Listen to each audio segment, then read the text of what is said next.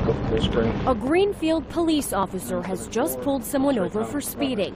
Dashcam video from late October captures what he sees. This man, 19-year-old Javier Perez, is in the driver's seat. Hey, can you turn off the car? Court documents state Perez did not follow orders. Instead,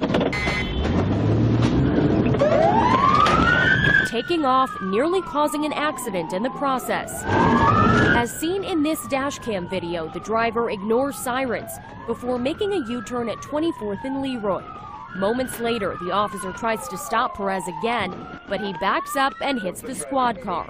The officer attempts a pit maneuver, but Perez continues to weave through traffic, nearly crashing into other cars as he tries to get away. The chase lasts for nearly 2 miles, reaching top speeds of 83 miles per hour. The officer finally calls it off because of the driver's reckless behavior. Police later traced the car to a Milwaukee home, and during an interview with police, Perez admitted to fleeing the officer, stating he knew he already had a warrant from Waukesha County and did not want to go back. Also telling police he wasn't thinking and needed a second chance to turn his life around. Casey Cronus, Fox 6 News.